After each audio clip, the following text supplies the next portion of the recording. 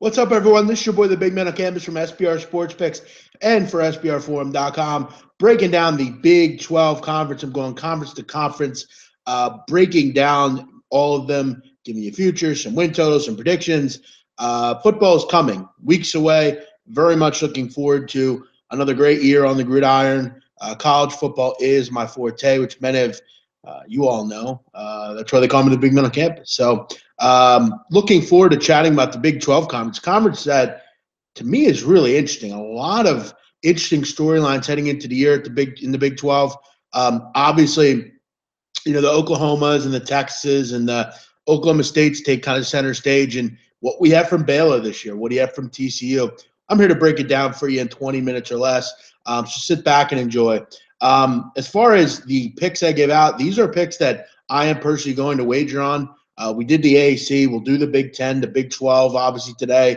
We'll get the AACC and so on. So let's jump into the Big 12 conference, which you look at the favorite, Oklahoma. And I think a lot of people look at this team and say, wow, they're a Final Four kind of caliber team. And I can see it, but I don't agree with it. I don't think Oklahoma will not only get to the Final Four, but I don't think they're even going to win this conference. I think they're very good. And I think Baker Mayfield is obviously one of the best players in the country coming into the year. But I think, first of all, you have to point out the offense that they lost. Now, I know Oklahoma is always very good at recruiting. They're going to bring in guys that'll be able to be plugged in right away, but you can't get away from the experience, the senior leadership, the guys that, were able to do big things there, the D.D. Westbrooks, the Joe Mixons, the Samaje Perines, the Charles Walkers on defense. There's a lot to lose here if you're Oklahoma. And look, the coaching point, Bob Stoops steps down and Lincoln Riley takes over. Lincoln Riley's always been a coordinator. He's never been a coach. And now instead of just running and rolling with the offense, now you got to kind of rule the whole team. And we've seen it. And again, I don't think Texas Tech's a great comparison, but some guys are just coordinators. Sometimes you can't take, you can't take a dog and have him try to be a lion. He's a dog. At the end of the day, sometimes it'll work, and sometimes you get a guy, you plug him in as a coach, and he does great things, like guys have done. But I don't want to worry about that in the first year. I think there's a lot of expectation, obviously, in Norman for this team to win and win now. But, the defense is going to be good. Their secondary is experienced. Purnell Motley, Jordan Parker, they have plenty of options in the secondary, a good defense. But my question is, A, what are your weapons on offense other than Baker Mayfield? And B, how will Lincoln Riley be as a head coach as opposed to just a coordinator? They should be able to win. They're going to win games. It's just, do I expect them to win on the national stage against Ohio State and Alabama and teams like that? I just don't know. As far as a team that I really like in the Big 12, and as far as Oklahoma, I have no bets on them. I didn't get involved with their futures. Just not something I'm interested in doing. I'm looking at Oklahoma State. I'm looking at this team not only to win this conference, but at 50-1, I think they're arguably a nice little future piece. Now, will they win? Probably not, but 50-1 are really good odds, especially being that they get Oklahoma at home, they get Baylor at home, they get TCU at home, they get a lot of the big games at home. And you look at what Oklahoma was last year, I think maybe what Oklahoma State can be this year and more. They bring back everyone. Mason Rudolph, who people don't talk about largely enough, but he has been a really good quarterback at Oklahoma State and beyond. You look at the receivers they're bringing back. James Washington, a guy that probably is one of the best receivers in the country. I put him up there with, Cortland Sutton, and he could be a Corey Davis type of player, like we saw from him last year at Western Michigan. James Washington just gets it done. He scores touchdowns. I had him on my fantasy team last year. He was fantastic all year, and they bring back a compliment back in Justice Hill, who Texas or Oklahoma State, obviously in the Big 12, a passing conference, not a lot of great running backs, but I think Justice Hill gives you a really nice option in the backfield. They also bring back a stacked offensive line, which this offense is going to hum. They should have no problem scoring points. Mason Rudolph just really will command this offense, and I think is maybe a dark horse Heisman Trophy candidate. This kid is really impressive, holds a lot of records and stat leads there at Oklahoma State, and Yeah, I think on defense, really going to be formidable. They're very athletic. Mike Gundy says this might be his most athletic defense he's ever seen. And last year, I don't think you can get away from what they did on defense. They have been always really good defensively. Obviously, with over the years with Manuel Agaba and Ziggy Ansah, people like that, they've had the opportunity to get in good defensive line talent, and they've always been a really formidable defense. Something in the Big 12 you don't have very often. You have a lot of teams that love to run up and down the field but don't really stop anyone. If you can have a defense, you're going to win a lot of games in this conference. And with the offense they have, I think the sky's the limit for Oklahoma State. And as I mentioned, Bedlam's a lot earlier in the season. They get that game at home. It's going to be interesting for the Cowboys this year. I think you could see that Brandon Weeden type season they had a couple years ago. So I'm very high and bullish on them. As far as their win total at 9, I'm going to go over with that. I think 9 is too conservative. I think they go and win 10 or 11 games in the schedule. I think the only real hang up, and we'll get their schedule up here quickly. I meant to do that kind of before the show here, but you look at this schedule. Early on, Tulsa, South Alabama, Pittsburgh, TCU, Texas Tech. You should start 5-0. Then you get Baylor at home. Baylor is down this year. That should be 6-0. The tough games you're going to have is this 3-game stretch at Texas, at West Virginia, and at Oklahoma. If you could somehow go 2-1 there, you will cash this future, because you look at the auto wins, 1, 2, 3, 4, 5, 6, 7, 8, 9. There's 9 automatic wins in the schedule. They're going to beat Kansas State. They're going to beat Kansas. They're going to beat Iowa State. If you can just win one of those games, West Virginia, Oklahoma, and Texas, you're going to cash this future. I think they're going to win 2 of those 3. I think they'll beat West Virginia in West Virginia. I like the Mountaineers, but I think they're, which I'll get to. Texas is going to be really good. The top 3 teams in this conference are Texas, Oklahoma State, and Oklahoma.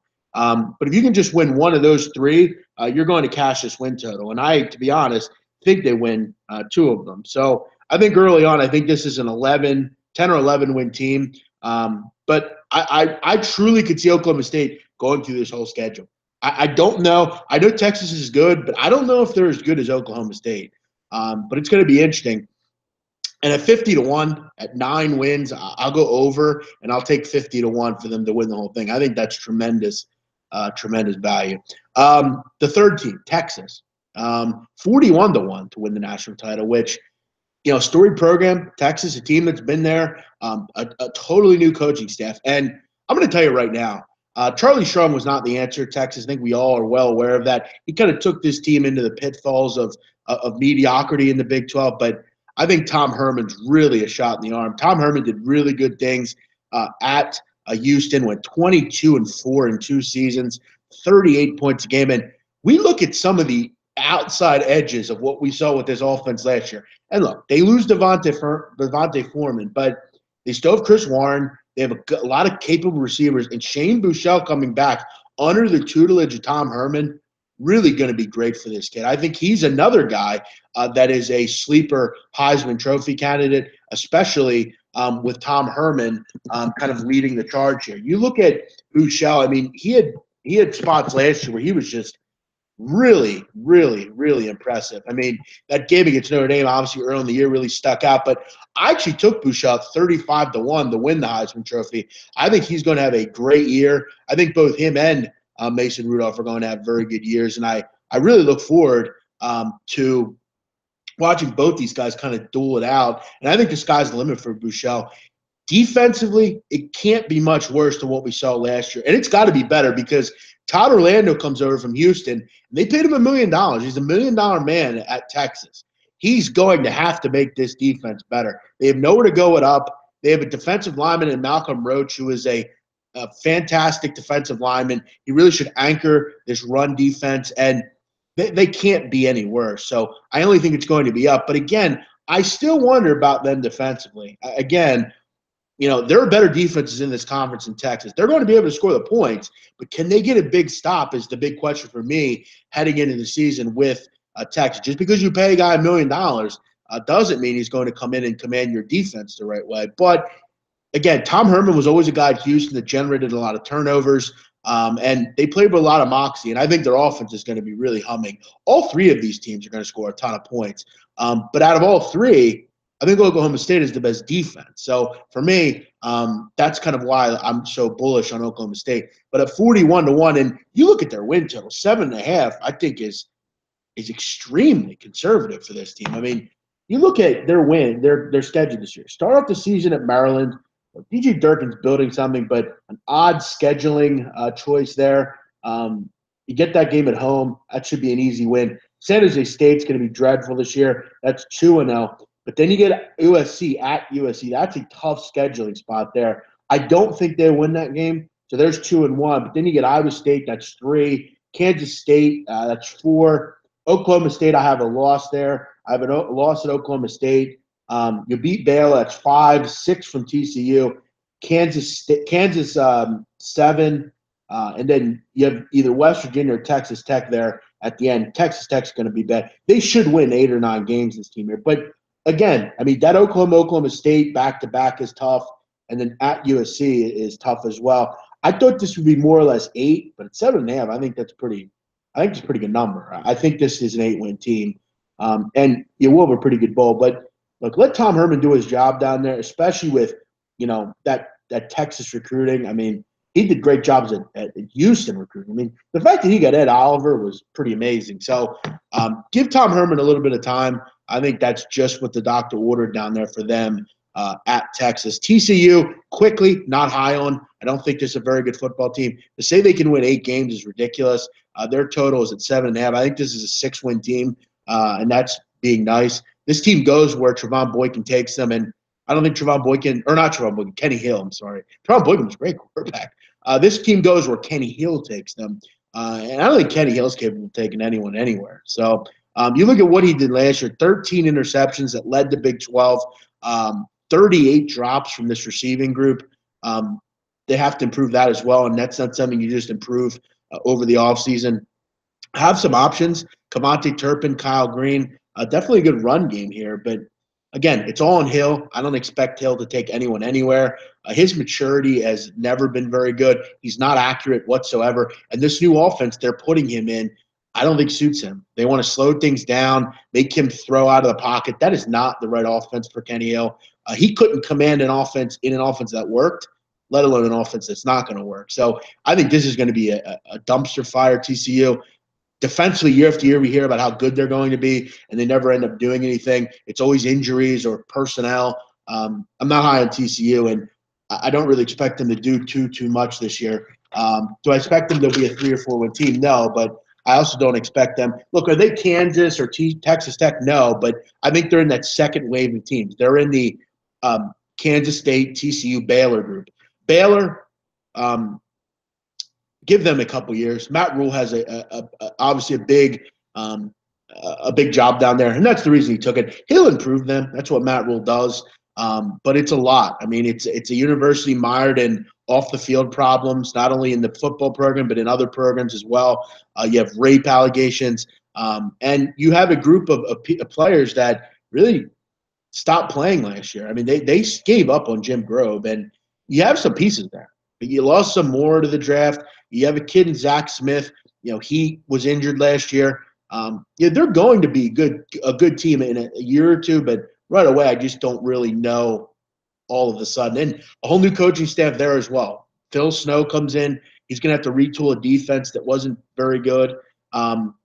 Two teams that I'm really kind of interested in. I don't know about from a win total perspective, but from over perspectives and others, West Virginia, pretty high on them. Will Greer coming in from Florida, very accurate guy. And I want to shout out our co-host one of my colleagues over at SBR Forum, Drew Martin, who mentioned to me, he asked me, what were my thoughts on would Will Greer be the same player now he's at West Virginia after obviously he won't be taking steroids? And that's a great point. But he's always been very accurate. He had a good spring game. But there's a lot of expectations in Morgantown year after year. Can Will Greer kind of command this team? He has a team to worry about now. It's his job. Skylar Howard's gone. He has a good group of receivers. Karan White headlines that group, brother of Kevin White. His brother also plays on the defense as well. They have a defensive brother that plays at corner there.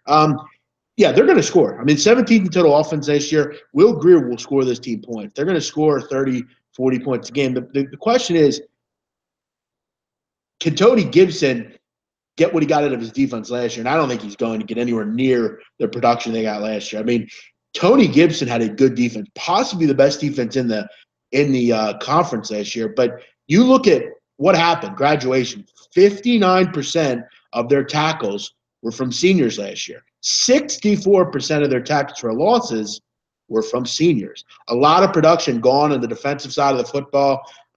And they lost a lot on offense as well. Shelton Gibson, Da'Keel Shorts, they lost some options there. And, it's not going to be easy. Again, do I think they win 7 games? I think that's about right for this team. I think there are going to be a lot of overs with West Virginia. They're going to be back to that air raid offense. Not going to be a lot of defense being played by this group. And the problem you have with Tony Gibson is he becomes almost too obsessed at times with blitzing. And again, when you don't have corners, you don't have Carl Joseph back there. You don't have those kind of guys back there anymore. And we should see a lot of points in West Virginia's games. Kansas State, I'm down on. I don't think this is an 8-win team. Look, do I like what they're doing with Jesse Ertz? Yes. Do I like what they're doing with certain things? Yes. But several things we have to remember about Kansas State. They were a terrible pass defense last year, one of the worst in the country. I don't know that they got much better. And the problem we have now is they weren't a good pass defense with Jordan Willis up front, one of the best sack guys in the country. He's gone. Okay, you're not going to get the pressure on the quarterback like you got last year, and you still couldn't stop anybody. This is going to be a problem for Kansas State. We also have to point out on offense, Jesse Ertz, good option type of quarterback, but can he throw the football consistently? You have a lot of other quarterbacks in this conference that can throw the football. Kansas State, they can't. And that's where they get bogged down a lot. This kid only completed 57.6% of his passes. Now, will he be better? Yes. The point I want to make is they were first in turnover margin last year. It's safe to say they're probably not going to be this year. I think they're down this year. They also no Thursday games. Manhattan's a tough place to go play on a Thursday night. They don't have that luxury this year. They don't have those November games in the middle of that month where they can say, well, you got to come into Manhattan and beat us. They don't have that this year. A lot of things about Kansas State, little things that I think are going to add up and really kind of make this team an average football team. Rest of the conference, Iowa State, Kansas, Texas Tech, bottom teams in this conference. I think Iowa State will be better. I think at over 3.5 wins, I think that's a pretty good number. I think they're going to win 4 or 5 games. I'm going to go out on a limb and say I think they make a bowl this year. I really do. I think they can win 6 games. I think they'll be kind of like what we saw from Miami of Ohio last year, kind of a resurgence. Chuck Martin struggled in the first couple years, and Matt Campbell's building something. They have a nice little quarterback in Jacob Park. They have a great receiver, one of the best in the conference, in Alan Lazard, and a defense that's going to get better. They have some favorable schedules early on. I think they get 4 or 5, maybe 6 wins, and maybe go bowling this year. At 3.5, that's a little too conservative. And then Kansas and Texas Tech going to be the 2 bottom groups in this conference.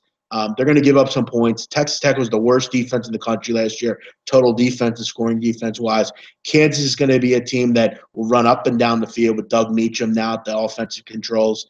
But this team's lost 41 straight road games. It's hard to get interested about a team like that. But they're getting better. David Beaty's, I guess, doing some things that he wants to make this team better. But none of these teams are going to win anything. So for me, my official Big 12 picks are going to be I'll take Iowa State over 3.5 wins. I'll take Oklahoma State over 9 wins. I'll take Texas over 7.5 wins. And I'm going to also take Oklahoma State 50-1 to win the national title. Again, it'll probably be a 1-unit loser. But if I can make a 5 G's on a $100 bet, I'll take a shot with that. At any rate, maybe we get to the Final Four. I hedge a little bit. And I also, again, like I said, I did bet Shane Buechele 35-1 to win the trophy. I also like Mason Rudolph as well. So good luck on all your picks and whatever you do. Catch me over at SBR Forum. Going to be a great football season with those folks over there. I'm looking forward to it. We have plenty of shows lined up.